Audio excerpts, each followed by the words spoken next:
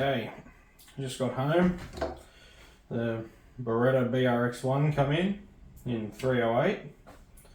I've just had the first range session where I put this DMR2 scope on it purely for load development and sighting in.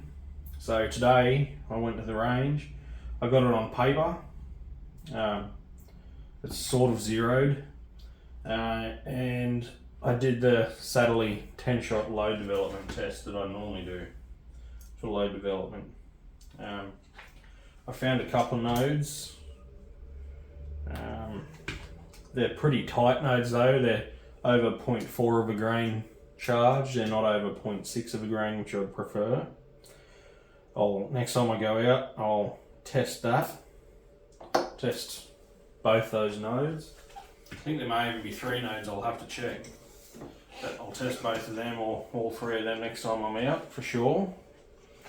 And see how they shoot. Pros and cons of the gun so far. The bolt is tricky to slide into the action when you're sliding the bolt in. I should actually have it here with me. It's just off camera here.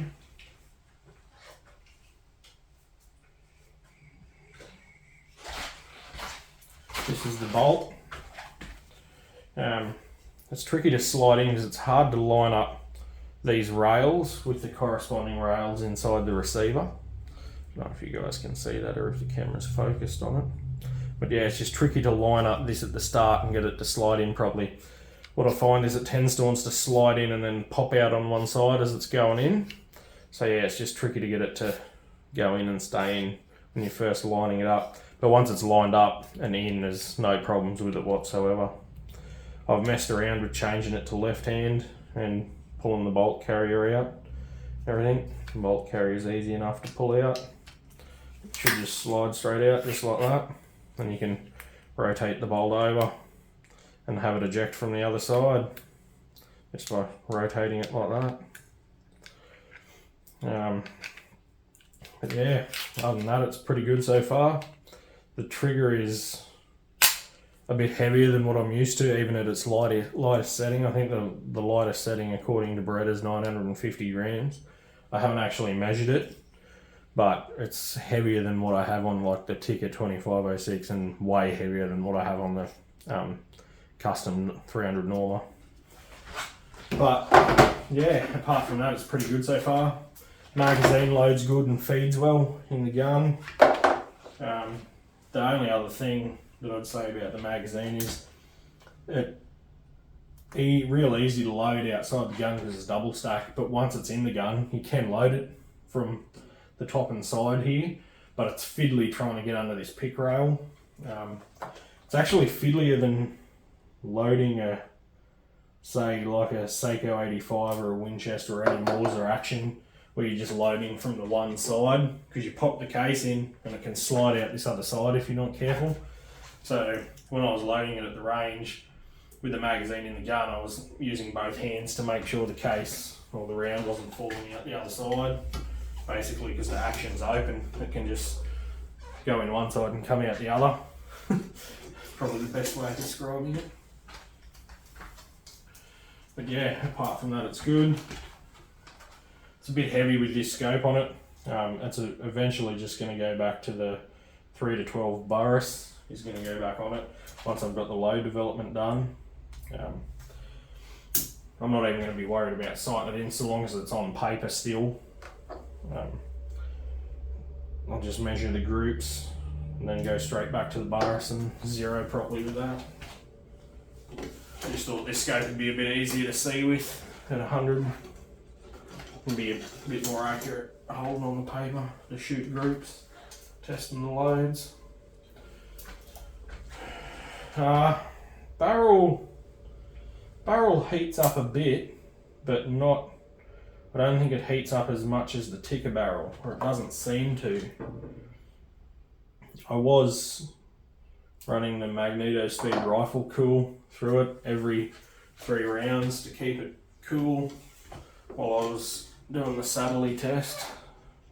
That's basically just to make sure that there's no shot speed variation with the barrel getting hotter. Now, I'll scrub this with a nylon brush. I'll get most of that other crap out of it. Rifle come in about a week and a half ago. But because of work, I didn't have time to shoot it. Because I can't get to the range through the week anymore like I used to be with my new job. I can only do it basically once a fortnight, get there.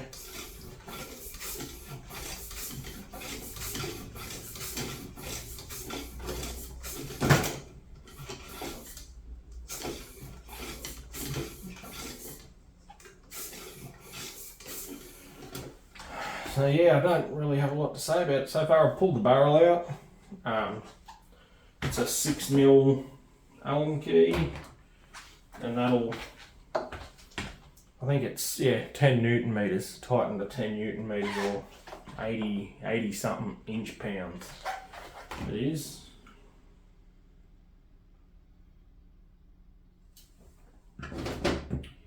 The other thing I'll say is the stock, this synthetic stock that Beretta have used, whatever material it is super stiff. It's way stiffer than any other synthetic stock that I've ever felt. When I had the barrel out of the stock, which is literally like a 20-second job, using both hands, I couldn't even budge this plastic. You can see that flexing there now, but it's not actually this part of the stock flexing, it's the entire stock moving to that side away from the barrel there. Using both hands, I couldn't even move that, like even a tiny bit. I couldn't squeeze that inwards at all. That's ridiculously stiff, whatever the material is they've used for that. It does have reinforcements in there, like the cross pattern honeycomb you see them use in synthetic stocks to make it stiffer.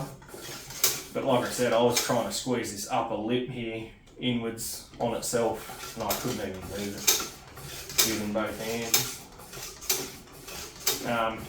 I still don't know how it would go running a bipod on it, loading the bipod for flex. Because just like that, you'd be flexing the whole stock away from the barrel. Now what did this have? 21 rounds through it today. I'm just going to do my usual 3 lots of 20 with the brush, and then I'll go back to patches and see how that goes. When I load up these next test rounds with these nodes, I'm going to load a few fouling shots. Because the ones I fired today before I fired the Satterley test were old ammo that I had left over from the Mauser M18 308. They were based off the load that it liked, and this gun did not like that load at all. Like, we're talking, 100 yards, probably a 4-inch group, something like that, with that ammo. I wasn't counting them, but let's just say that was 20. Close enough to 20.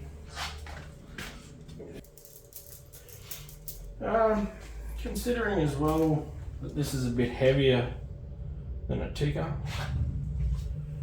going on 700, probably 700-ish grams heavier than a ticker with the bare rifle.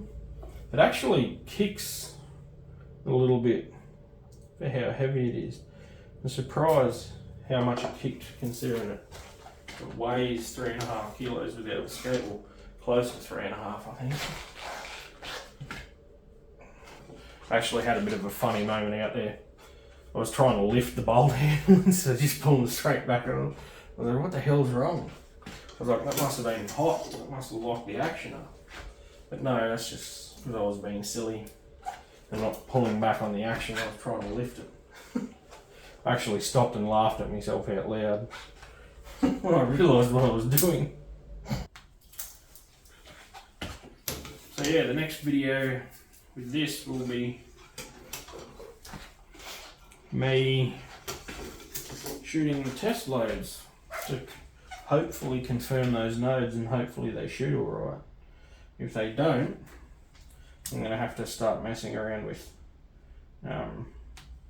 seating depth. These Satterley test loads today were just at, what were they at? 80i. Actually no, they weren't. They're at the overall length that come on the data in the Lee handbook for just standard 150 grain jacketed soft point loads, which I think was 2.800 inches off the top of my head.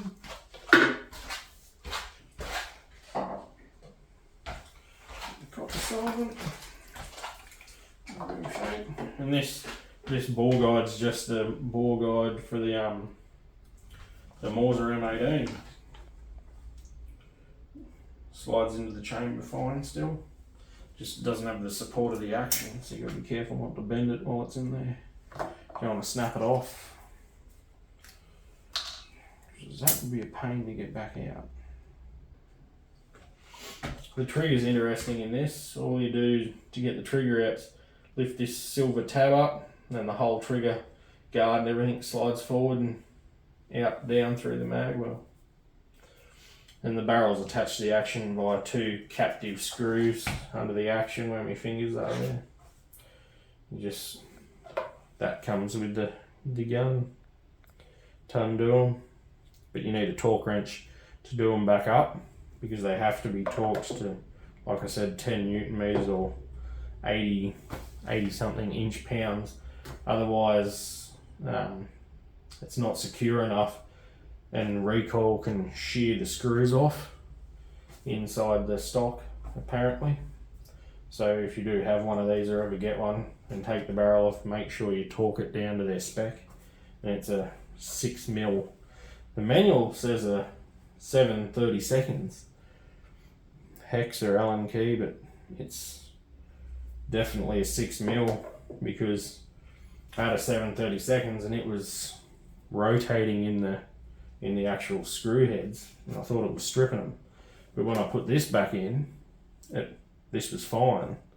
You couldn't get it to slip in there. So then I switched to a 6mm bit on the torque wrench, and yeah, it's definitely a 6mm, not a 7/32 that it says in the manual. The safety on the bolt, pretty straightforward. Just, you can push it. Actually, I don't know. No, mustn't go. There we go. You can do it outside the gun. I don't know if you should, but you can. It's reasonably quiet. You go from safe to fire. It's easier when it's in the gun because you've got more to push against, more mass to push against. You can just drop it down.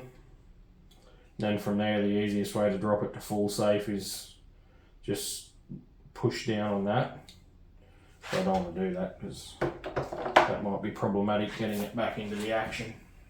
I don't know if it's then easy to push it back up to the safe but bolt movement position.